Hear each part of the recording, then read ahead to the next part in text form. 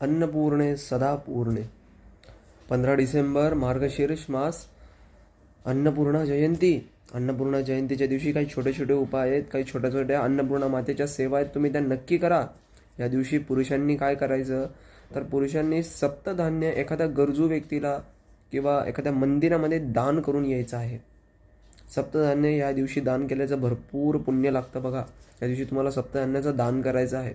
त्यासोबतच काय करायचं आहे, स्त्रियांनी आपला जो काय किचनचा जो काही गॅस ओटा असेल तो पुसून घ्यायचा आहे, धुवून घ्यायचा आहे. त्यासोबत गॅस स्टोव्हसुद्धा व्यवस्थित धुवून घ्यायचा आहे. त्याच्या अवतीभोवती रांगोळी काढायची आहे, फुलं ठेवायची आहेत, व्यवस्थित पंचोपचार त्या गॅस ओट्याची आणि गॅसची पंचोपचार पूजा करायची आहे. पंचोपचार पूजा झाल्यानंतर तुम्हाला काय करायचं आहे, अन्नपूर्णा मातेसमोर तुपाचा दिवा लावायचा आहे. हे सर्व काही सायंकाळी केलं तरीही काही हरकत नाही.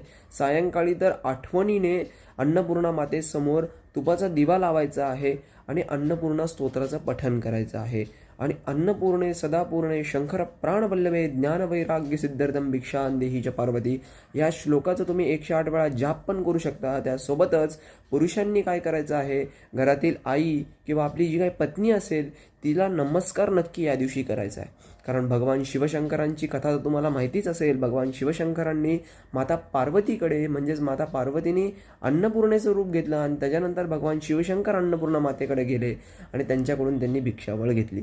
त्यामुळे या दिवशी घरातील स्त्रियांचा अनादर न झाला पाहिजे या गोष्टीचं नक्की ध्यान ठेवा. दत्तगुरु दिगंबरा.